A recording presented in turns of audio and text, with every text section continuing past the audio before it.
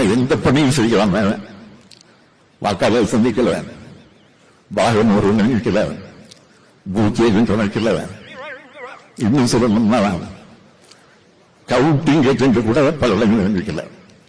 அப்படிப்பட்டவர்கள் இன்றைக்கு வெற்றி பெற்ற ஆட்சிக்கு வந்திருக்கிறார்கள். அழுகுறான். ஏய் அழுவலடா. அது அழுவலையா? கண்ணீர் ஒழி பேண்ட்டுக்குள்ள போயினுக்குது, அழுவலன்ற. நீங்கள் கோட்டை விட்டு விட்டு சுற்றி இருக்கக்கூடிய அதிகாரிகளும் உங்களுக்கு எழுதி தருகிறவர்களும் உங்களுடைய பென் நிறுவனமும் சொல்லிக் கொண்டிருந்ததெல்லாம் நம்பினீர்கள். மக்களுடைய உணர்வுகளையே புரிந்து கொள்ளவில்லை. ஆகவே அவையெல்லாமும் தான் சேர்ந்துதான் உங்கள் தோல்விக்கு காரணம். சட்டம் ஒழுங்கு நிலைமை எல்லாவற்றுக்கும் மேலாக. ஆனா அது என்ன நம்பதற்கு சோசியல் மீடியா. ஆக சோசியல் மீடியா இன்ஸ்டாகிராம் சொல்லக்கூடிய அதை பயன்படுத்தி ஒரு திட்டமிட்டு பணி நடந்து முடிந்திருக்கு.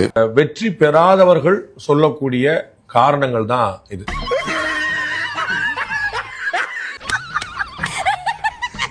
தமிழக முதலமைச்சர் முன்னாள் முதலமைச்சர் திரு ஸ்டாலின் அவர்கள் இந்த 2026 சட்டமன்ற தேர்தலுக்கு இதே யூடியூப்ல எத்தனை கோடி விளம்பரம் கொடுத்திருக்காங்கன்னு சொல்லட்டும். திமுகவுக்கு அட்வைசராக இருந்தது எந்த நிறுவனம்?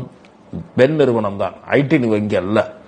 ஐடி விங்க உங்க ஐடி விங்க தூங்கிட்டு இருந்தது. இவங்க நல்லா செயல்பட்டாங்க, அவ்வளவுதான். கோடி கணக்குல யூடியூப்ல ஆடு கொடுத்து பிரச்சாரம் பண்ணது யாரு? நான் கண்ணை மூடிட்டு சொல்றேன், தமிழ்நாட்டிலேயே சமூக வலைதளங்கள்ல விளம்பரத்துக்கு அதிகமா செலவழித்த கட்சியா திமுக தான் இருக்க போகுது. 2021 தான் உங்களுக்கு எல்லாத்துக்கும் தெரியும். நானே எத்தனையோ பேரை பாத்துருக்கேன்டா. ஆனா உன்ன மாதிரி வெறும் வாயில வடை சுருள் நான் பாத்துலடாங்க அப்பா. 2 சின்ன பசங்களை கூட்டு வச்சு ரீல்ஸ் எடுத்தது யாரு? திமுக ஐடிவிங்னு ஒண்ணு இல்லையா? திரு டிஆர்பி ராஜா என்ன போஸ்ட் வச்சிருந்தாரு? தோத்துக்கிட்டே இருக்கீடா. சினிமானால திரு விஜய் வென்றார் என்பதோ, இன்ஸ்டாகிராம்னால திரு விஜய் வென்றார் அப்படின்னு சொல்றது சரியில்லை. கூட்டமே வராத மாநாட்டுக்கு 1,00,000 சேர் போட்டோம்னு கம்பு சுத்தினது யாரு?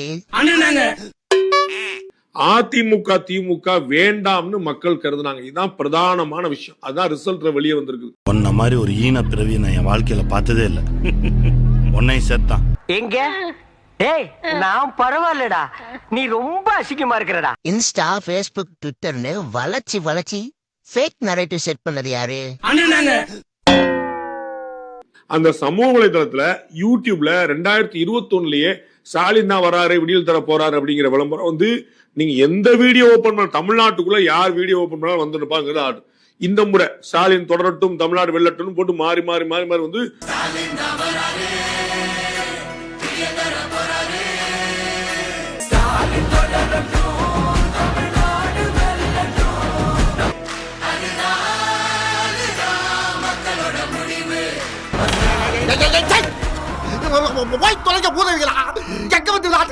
எல்லாத்தையும் பண்ணிட்டு இப்போ சோசியல் மீடியால ரீல்ஸ் பண்ணிதான் நீங்க ஆட்சியை பிடிச்சியான்னு சொல்றது யாரு?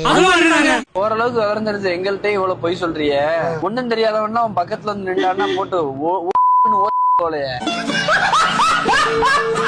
போக்குவரத்து துறையில் வேலை வாங்கி தருவதாக கூறி பணம் பெற்றதாக பதிவு செய்யப்பட்ட மோசடி வழக்கில் முன்னாள் அமைச்சர் செந்தில் பாலாஜியை விசாரிக்க அனுமதி கோரி தமிழக அரசுக்கு அமலாக்கத்துறை கடிதம் அனுப்பியுள்ளது.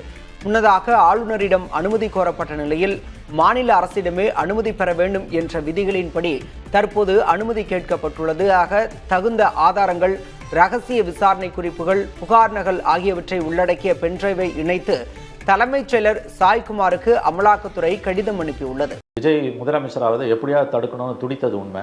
கடைசியில் அது கை கூடல. கவர்னர் பேசினார் 118 அவர்கிட்ட இல்லை, யார் 118 கொண்டு வந்தாலும் நான் அனுமதிப்பேன், திமுக வந்தாலும் அனுமதிப்பேன். அந்த வார்த்தை அவர் வாயிலிருந்து வந்துடக்கூடாது. அப்போ இந்த முயற்சி மேற்கொள்ளப்படுதுன்றது கவர்னருக்கும் தெரிஞ்சிருக்கு, பிஜேபிக்கும் தெரிஞ்சிருக்கு. இது ஆரம்பித்தது திமுக. எப்படியாவது விஜய் முதலமைச்சராகி விடாமல் தடுப்பதற்காக கற்பனை கூட செய்ய முடியாத ஒரு ரொம்ப ரொம்ப ரொம்ப ஒரு கேவலமான காரியத்தை செய்ய அவர்கள் முயற்சித்தார்கள். நாளைக்கு வந்து திராவிடம் 2.0 அமைஞ்ச உன்ன முதலமைச்சர் ஆயிடுவாரா? நண்பர்களே, இப்போ என்னாச்சுன்னா இவங்கள சில பேருக்கு தெரிஞ்சிருக்கும், சில பேருக்கு தெரிஞ்சிருக்காது. இவங்க தான் ரோஸ்டர் பிரதர்ஸ் அப்படின்னு மாறு வேஷத்துல சுத்திட்டு இருக்க வானவில் பிரதர்ஸ். அவனா நீ? இவங்க எப்பவுமே 2 பேரும் இணைஞ்சே இருப்பாங்க.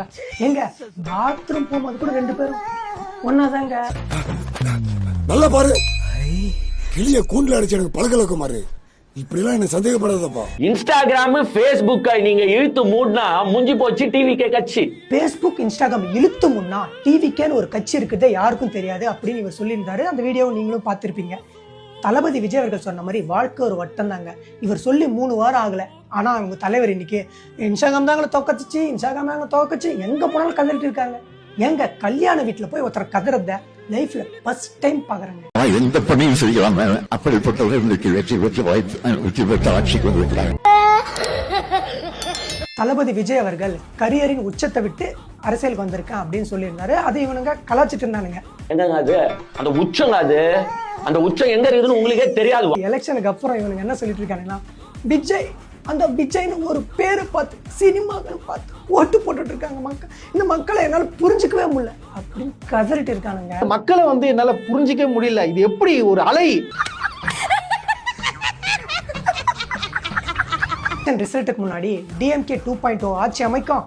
அப்போ தமிழ்நாட்டில் சில கொள்ளலாம் நடக்க தான் செய்யும். அது ஒன்றும் பண்ண முடியாது. ஆனால் அந்த விஜய் ஃபேன்ஸ் அப்போ வந்து எங்கள் அண்ணன் வந்திருந்தா இதில் நடந்திருக்காது, எங்கள் அண்ணன் வந்திருந்தா இதை பண்ணியிருப்பார். எங்க அண்ணன் விஜய் கிட்ட நீங்க ஆட்சியை கொடுத்திருந்தீங்கன்னா இந்த கொலைலாம் நடந்தே இருக்காது, இந்த ரேப்லாம் நடந்தே இருக்காது, இந்த திருட்டுலாம் நடந்தே இருக்காது. ஏங்க அப்படிதான் சொல்லி சுத்துவாங்க. ரிசல்ட்டுக்கு அப்புறம் என்னமா சொல்லிட்டு இருக்காங்க, இவனுங்க அதை பண்ணிட்டு இருக்கானுங்க. விஜய் ஆட்சியில் தப்பு நடக்கும்ல, விஜய் ஆட்சியில் எதுவும் நடக்கும்ல. விஜய் வந்துட்டா ரேப்பே நடக்காது. நீங்க அங்க ரேப்லாம் நடக்குது, இன்னும் கஞ்சா விற்கிறாங்க. கேட்கணுமா இல்லையா? நம்மளுக்கு அந்த ஆசை இருக்குமா இல்லையா?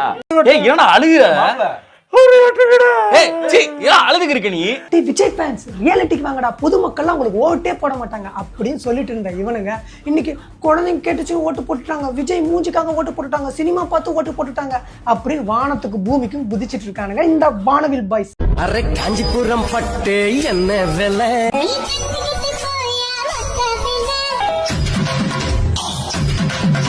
ரெண்டு பேரும் போடுறீங்க, எனக்கு ஒன்றும் ஆட்சேபம் இல்லை. உங்க கருத்து நீ போட்டுக்கோ.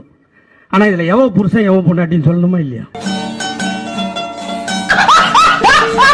தமிழ்நாடு முழுவதும் அம்மா உணவகங்களை புதுப்பித்து சீரமைக்க முதலமைச்சர் ஜோசப் விஜய் உத்தரவிட்டுள்ளார்.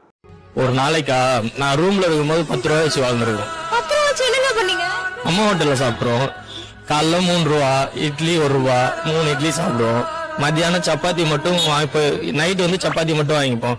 3 சப்பாத்தி 6 ரூபான்னு நினைக்கிறேன். அது கொடுத்துருவாங்க. மதியானம் வந்து நாங்க பசங்க எல்லாம் போயிட்டு இது மட்டும் போய் தயிர் சாதம் சாப்பிட்டு வந்துடும். ஒரு ஊறுகாய் பேக்கெட் 10 ரூபாயில முடிஞ்சோம். இது தொடர்பாக வெளியிடப்பட்டுள்ள அறிக்கையில் தமிழ்நாட்டில் தற்போது பெருநகர சென்னை மாநகராட்சி மூலம் 383 அம்மா உணவகங்களும் மற்ற மாநகராட்சிகள் நகராட்சிகள் மூலமாக 237 அம்மா உணவகங்களும் செயல்பட்டு வருவதாக தெரிவிக்கப்பட்டுள்ளது. அம்மா உணவகங்களுக்கு தேவைப்படும் உள்கட்டமைப்பு வசதிகளை மேம்படுத்தவும் சமையல் உபகரணங்களை உடனடியாக கொள்முதல் செய்யவும் உத்தரவிடப்பட்டுள்ளது. மேலும் சுவையுடன் கூடிய தரமான உணவு வகைகளை தங்கு தடையின்றி பொதுமக்களுக்கு வழங்கவும் முதலமைச்சர் விஜய் ஆணையிட்டுள்ளார். கேட்ட பையன் சார் இந்த பால்சாமி.